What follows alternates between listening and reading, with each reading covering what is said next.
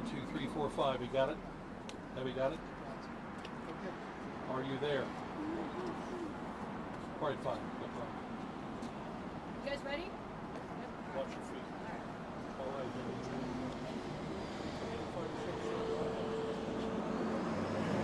Good evening. I'm Robert A. Lopez, Chief of Police of Baldwin Park.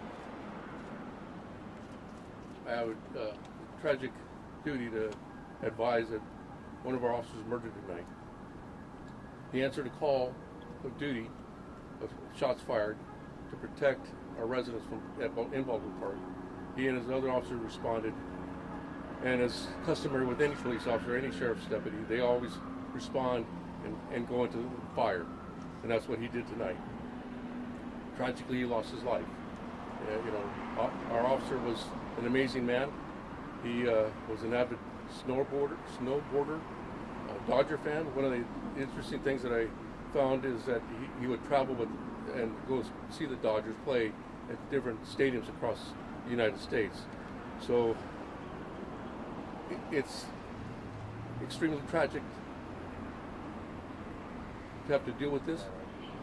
I ask for your prayers. I ask for the community to remember the officers and the deputies that go out there every day pushing a black and white, making it safe for all of our families, our residents, and the community as well. The other officer, he's in good condition. He's surrounded by his family, and that's all I have right now at this point. Thank you, Chief. As you can all imagine, it is extremely difficult for all of us to be out here to discuss the murder of a police officer, but specifically for the Baldwin Park Police Department. It's a tough moment, so I really appreciate the Chief being able to come out here and address the comments that he made. The Los Angeles County Sheriff's Department is taking the primary lead in the investigation of what is going to be, or it sounds like, a double murder. It looks like at least two people, one of them being our police officer who was shot and killed this evening, earlier today. Another individual that was found deceased of apparent gunshot wounds. And then we have the other police officer who was injured, and we're still trying to determine the extent of his injuries. Now, please be patient with us.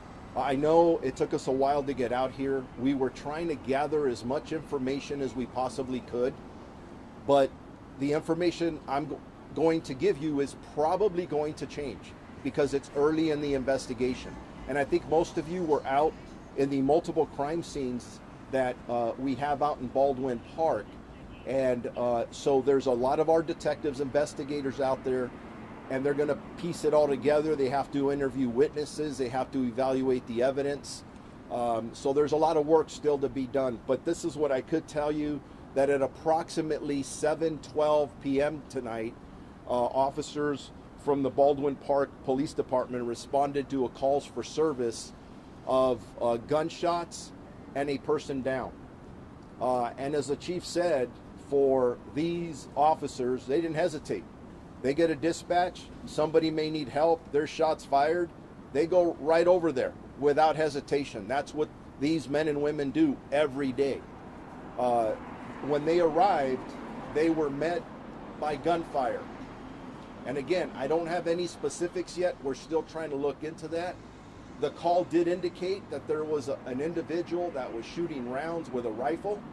We're still trying, again, to determine exactly what that was. Obviously, one officer was struck and transported, and unfortunately, he is deceased. Very sad. Very sadly to report that. The other officer is in stable condition. And then we have another victim that was found out there with apparent gunshots. Was the suspect that we have in custody the suspect that we believe to be the murderer of our police officer and maybe the individual out there? Yes, we do. You also need to know that when the suspect engaged the officers when they arrived. After those shots were fired, they obviously bravely tried to fight. Other officers immediately went to their assistance. An officer-involved shooting did occur at that time. I can't tell you how many officers fired at this time. That's still being investigated. How many shots were fired, that's all still being investigated. But the suspect was struck with gunfire, and he was transported to a local hospital in stable condition. This incident occurred in the 4200 block of Philhurst Avenue in the city of Baldwin Park. That's all the information we have now. Like I said, there are multiple teams from the Los Angeles County Sheriff's Department Homicide Bureau who are out investigating, doing their thing, along with forensic folks. We did have our Special Enforcement Bureau that did respond earlier when there was some, as all these incidents are, they're very chaotic, to clear or help clear a home. But again, the suspect who murdered the Baldwin Park police officer is in custody, and he also murdered, or we believe he murdered, this other individual that was found out on the street.